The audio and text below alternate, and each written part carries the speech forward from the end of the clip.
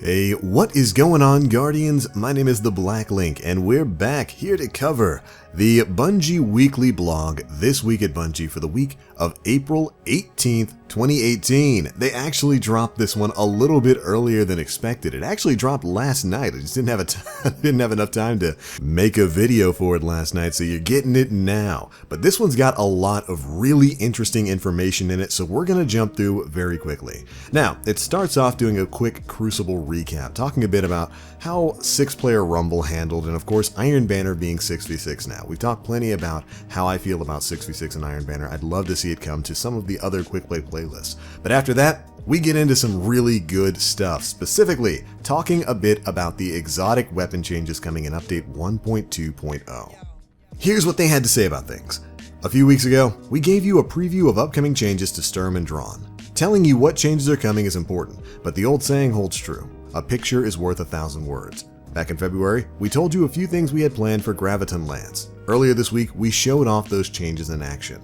And of course, this is referencing to a video that came out a couple of days ago that showed the new Graviton Lance absolutely styling on some Fallen. And then yesterday, we got a video of the Skyburner's Oath in its updated form. It's got slug tracking rounds now that deal explosive damage. And today, we're going to be learning a little bit more about another exotic, the Rat King. But first, we get to hear a bit from senior designer John Wisniewski talking explicitly about some of the exotic changes that are coming. Here's what John had to say.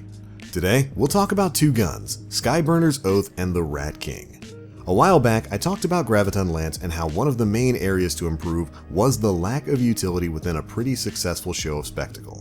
Skyburner's Oath almost has the opposite problem. It's a comparatively strong weapon, effective at multiple ranges, strong in ADS and from hip, with varying fire rates. However, it lacks spectacle to give it that exotic feeling.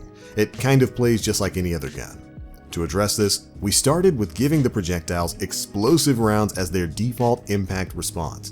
In ADS, the weapon will perform the same. Full auto, slow firing, high impact with extra damage to Cabal.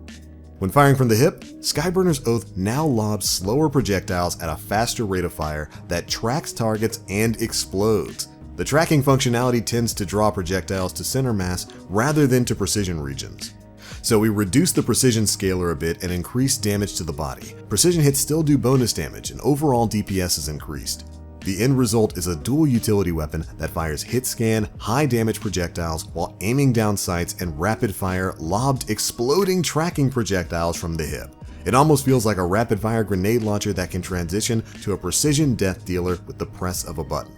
And then we get a nice clip of it in action. And of course, here is the clip in question. We made a nice video about it yesterday showing it off. And yeah, so this thing is going to perform mostly the same. When you ADS, it fires slower, it's full auto, and it deals higher damage. But now, when you hip fire, it basically fires grenades that track enemies. There is going to be hit scan, which means that the bullets do have travel time now. But adding explosive tracking grenades to Skyburners, what a way to make this thing feel exotic. Absolutely applaud these changes. And that's not the only thing we're learning about, because John follows up with this. Next up is the Rat King, which already has something of a fan base, but definitely has room to improve. Of the stats that improve with more fireteam members running Rat King, the strongest is probably the increased rate of fire. Unfortunately, the DPS potential is hard to realize because some people just can't physically pull the trigger fast enough to cash in on this benefit, or don't know to try. Which I would definitely agree with. A lot of people don't even realize that Rat King gets a higher rate of fire the more people you have with it. They just don't take advantage of that, and I'm glad they're addressing that here. Anyways, continuing on, to make sure this is both felt and used, we made Rat King full auto to ensure the rate of fire increase can make a difference when running in a pack. And that right there is already a huge change. Making this thing full auto with the kind of damage buffs it gets when you're in a full fire team of people using it, I can see that being super fun. Anyways, continuing on, another pain point was that the restriction of having Rat Pack only activate when allies have Rat Kings equipped in hand felt a bit too situational. The Rat Pack perk now triggers when fireteam members have Rat King slotted as their kinetic weapon, stowed or in hand. We also front-loaded the stat benefits of Rat Pack so that they increase a bit more dramatically with 1 or 2 fireteam members, and up the base invisibility timer of Vermin to 7 seconds. Last but not least, and not to overly tease, but why not? I'm gonna tease. The Masterwork upgrade for Rat King is going to put a tasty garnish on this meal you won't want to miss out on. kind of hinting towards the exotic masterworks. I had actually kind of forgotten about that. Apparently they're going to be something different from how masterworks generally work on weapons.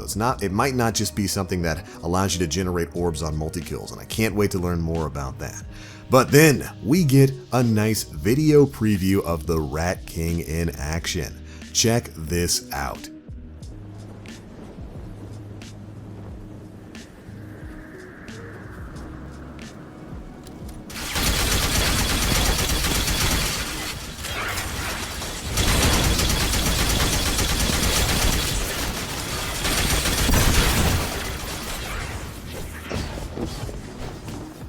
Doesn't that look absolutely bonkers? All of those Rat Kings firing in unison with the crazy rate of fire, the damage buff there. This is definitely going to be a bit of a gimmick weapon, just like it was before, but it is going to be one heck of a fun gimmick. Oh man, could you imagine going into Iron Banner 6v6 with a full team of just Rat Pack, Rat King users who are just going around full auto, schmeating everything in sight? Ugh, I cannot wait to get my hands on this.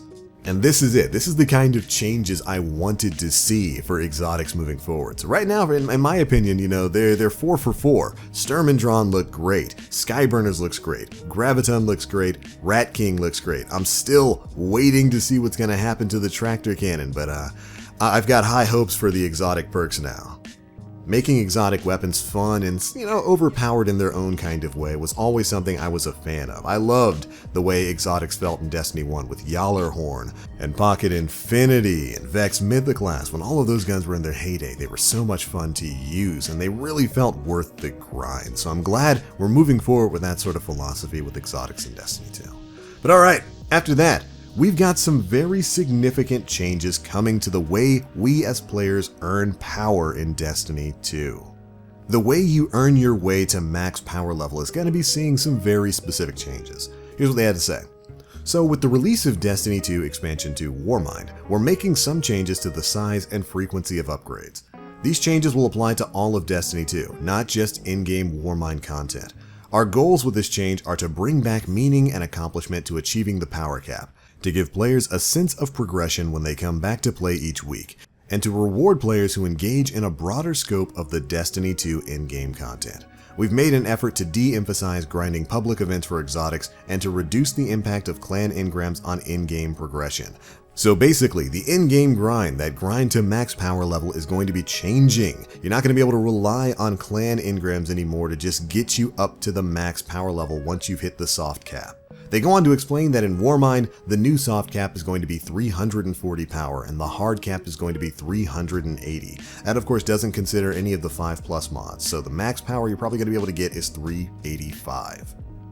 And they go on to explain that they want to make it so that players who participate in all of the weekly activities will take a few weeks to reach that hard cap of 380. Of course, raids and trials are still going to give you the biggest increase of power, and then after that, stuff like nightfalls and prestige activities and whatnot will all be what you utilize to get past that hard power cap of 380. But clan engrams aren't going to be quite as effective anymore. They say that our target is that players who participate in all of the weekly activities should take several weeks to reach the hard cap. Raid and trials grant the largest increases, clan engrams provide very small increases, and the other weekly sources fall in between those two. Players who don't participate in any group weekly activities are unlikely to hit the hard cap before the next release. Dedicated omnivore players, that's people who play both PvE and PvP, will hit it before players that just play raids or trials exclusively. Additionally, the final 10 points from 370 to 380 will be significantly slower than 340 to 370. We expect it to take players roughly equal time to go from 340 to 370 as from 370 to 380. They decided to make this change because climbing to 370 allows you to tackle in-game content without suffering a severe underlevel penalty, but creates a significant accomplishment in achieving 380. Clan engrams are going to offer excellent upgrades while a player is climbing to the soft cap of 340. They should grant awards an average of 15 power higher than your current best possible while you're on your way there. This is going to help players catch up with their clanmates who are completing weekly activities.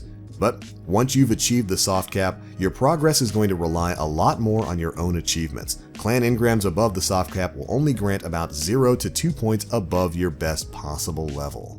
So this is basically done in an effort to reward people who play the game most often. If you're that player who gets on every week, does all of your milestones, does all your weekly activities, plays raids and trials, you're going to be the first to get to max level. You're going to see the most reward from playing. And I really like that. I really like incentivizing the hardcore players to continue playing the game. And while I was okay with the way the clan engram system worked, I did have some issues with being able to reach max power level just by utilizing clan rewards. And it looks like that's no longer going to be the case in Destiny 2 moving forward after Warmind. If you want to hit max level as fast as possible, you gotta play all of the content. And I really don't have a problem with that, to be perfectly honest. A change like this really seems to be catering back towards the hardcore Destiny enthusiast. You're still going to be able to get a power level boost from your clan engrams and whatnot. It's just not going to be anywhere near as good as the power level increases you're going to be able to get from in-game.